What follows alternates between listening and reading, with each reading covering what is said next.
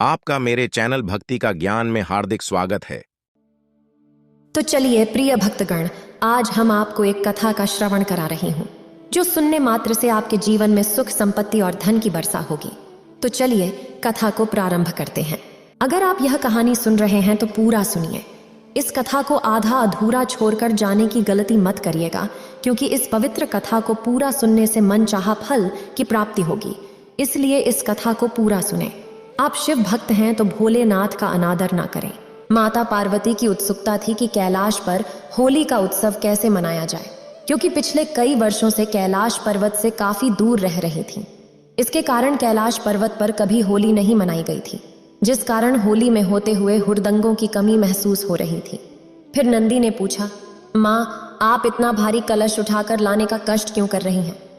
फिर माता पार्वती ने हंसते हुए उत्तर दिया, नंदी जी, शिवलिंग के जलाभिषेक के लिए जल मैं स्वयं ही लाती हूँ। अगर आप और अन्य गण यदि मेरी सहायता करना चाहते हैं तो इस बार होलिका दहन की पूजा और होली की तैयारियां प्रारंभ कीजिए, क्योंकि इस बार होली उत्सव में कोई कमी नहीं रहनी चाहिए। फिर नंदी कहता है, हे माते, मैं समझ गया। फिर नंदी ने मन में विचार आया कि क्यों ना हमें गणेश जी से सहयोग मिल जाता। फिर माता ने मुस्कुराते हुए कहा, हाँ, गणेश को लेना आवश्यक है, क्योंकि आने वाले होली में किसी बड़ी घटना का संकेत हो सकता है। फिर नंदी कहता है, माँ, मैं होली उत्सव की तैयारियों के लिए अन्य गण की सहायता के लिए जा रहा हूँ। इस वर्ष होली का उत्सव कैलाश पर धूमधाम से मनाया जाएगा। सभी गंधर्व मित्र एक साथ उत्साह और आनंद से होली उत्सव मनाएंगे और उन्होंने स्वादिष्ट भोजन का आनंद भी मिलेगा। साथ में गायन स्पर्धा का आयोजन भी किया जाएगा। एक गंधर्व ने नवीन राग की रचना की और उसने उसका प्रदर्शन भी करेंगे। उसके बाद होली की धूम में गंधर्वों ने एक दूसरे के साथ खुशियों का आनंद, संगीत और नृत्य किया। नंदी और अन्य गंधर्व अपनी प्रतिभा के साथ होली में अद्भुत प्रस्तुतियां करते रहे। तभी भगवान शिव समय की गति पर ध्यान केंद्रित करने के लिए कहा गया। इससे सभी को आश्चर्य हुआ और सभी आगे के घटनाक्रम की प्रतीक्षा करने लगे। इसी बीच होली का महात्म्य और धार्मिकता का महत्व सभी को समझाया गया और सभी ने इस उत्सव का आनंद लिया। गंधर्वों ने अपने आप को देवों के साथ मिलकर महोत्सव मनाया। फिर भगवान शिव भक्त प्रहलाद के अनुयायी पिताश्री के साथ होलिका दहन करने की प्रथा के बारे में बात कर रहे थे। होलिका हिरण्यकश्यप की बहन, जो अग्नि में बैठकर प्रहलाद को नष्ट करने के लिए आग में ले गई थी, लेकिन वह खुद जल गई। होलिका का दहन हो गया और प्रहलाद की भक्ति और विश्वास जीत गया, जिससे उन्हें अग्नि से कोई नुकसान नहीं हुआ। होलिका को एक वरदान था कि उसकी अंग वस्त्र अग्नि से हानि नहीं पा सकती थी, लेकिन यह उसके बुराई के साथ होली का प्रतीक बन गया।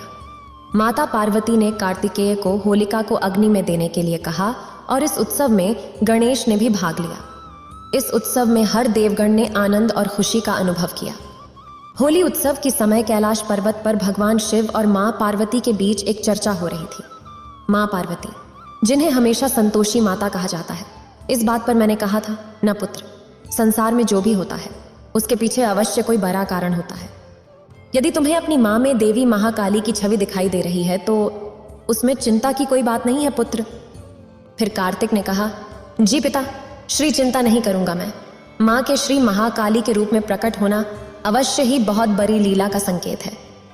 इस बातचीत के बाद अनुज और गणेश ने एक दूसरे को बुलाया और उन्होंने उन्हें कैलाश के रंगोत्सव में भाग लेने के लिए आमंत्रित किया। इसके लिए सभी देवताओं को आमंत्रित करने का निर्णय लिया गया था।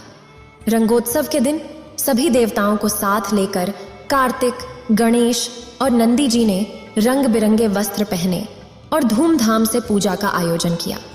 इसके बाद सभी ने एक दूसरे के साथ रंग बिरंगे रंगों की मस्ती की। महादेव और पार्वती के बालक कुमार कार्तिक ने सभी को आनंदित करने का प्रयास किया। गणेश ने भी मस्ती में शामिल होकर सभी को हर्षित किया। कुछ समय बाद बैकुंठ प्रणाम ले रहे गजानंद भगवान विष्णु और माता लक्ष्मी ने भी रंग बिरंगे रंगों के साथ आकर्षक तस्वीर बनाई। इस रंगोत्सव ने सभी को आनंददायक अनुभव दिया और सभी ने मिलकर होली के त्योहार का आनंद लिया। गणेश और अनुज ने जल्दी से काम में लग गए। उन्होंने सभी आवश्यक व्यवस्थाओं को कर दिया और होली के उत्सव को संपन्न करने के लिए तैयारी की। उन्होंने माता जी को भी सहायता में लिया और सभी कामों को संभाला। होली के दिन सभी अतिथियों का स्वागत किया गया और उन्हें विशेष रूप से उत्सव में शामिल किया गया। गणेश और अनुज ने पिताजी को भी होली की शुभकामनाएं दी और उनका आशीर्वाद लिया। उन्होंने उनके लिए विशेष रूप से आरंभ किया गया। होली के दिन कैलाश में हर तरफ रंगों की खुशियां थीं। भगवान शिव और माता पार्वती ने भी आनंद मनाया और अपने अद्वितीय रंगों से सभी को रंगा। इस उत्सव में खुशियों की लहरें बह रही थीं और सभी एक दूसरे के साथ रंग खेल रहे थे। गणेश और अनुज ने भी सभी के साथ होली का उत्सव मनाया और खुशियों में भाग लिया। इस प्रकार होली के उत्सव ने कैलाश में एक अद्वितीय और रमणीय माहौल बनाया और सभी ने इसे बहुत ही उत्साहपूर्वक मनाया। गणेश और अनुज ने अपने संयम और संगठन के द्वारा सभी को एक संगीतमय और सुरक्षित उत्सव का आनंद दिलाया। सेनापति भैया सभी कार्यों को सोच समझकर करते हैं। उनका आग्रह होता है कि गणेश उनके साथ सभी कार्यों में सहायक बने। गणेश उनकी योग्यता को नहीं छोड़ते हैं। उन्होंने भोजन की व्यवस्था की। सभी प्रशंसा करते हैं कि व्यवस्था अत्यंत उत्तम है। भोजन का मोदक स्वादिष्ट होता है, लेकिन सेनापति का कहना होता है कि अभी उन्हें कैलाश को सज्जित करना है। कैलाश को सज्जित करने के दौरान गणेश को ध्यान दिया जाता है कि उन्हें स्वागत करने के लिए अतिथियों का आगमन होने वाला है। सभी उसके आगमन के लिए तैयार हो जाते हैं। उन्हें स्वागत करने के लिए रंगों की भरमार की जाती है, लेकिन वहां गुंजन की ध्वनि की स्थिति होती है जो तोतला कर रहे हैं। सेनापति के निर्देशानुसार वे अपना काम छोड़कर स्वागत के लिए तैयार होते हैं। तोतला की गलती से आत्मविश्वास कम हो जाता है। उन्हें सहायता की आवश्यकता होती है, लेकिन सभी उन्हें ध्यान नहीं देते हैं। इसके बाद अचानक होली का माहौल बनता है और सभी उत्सव में खो जाते हैं। तोतला को भी उत्सव में शामिल होने का मौका मिलता है।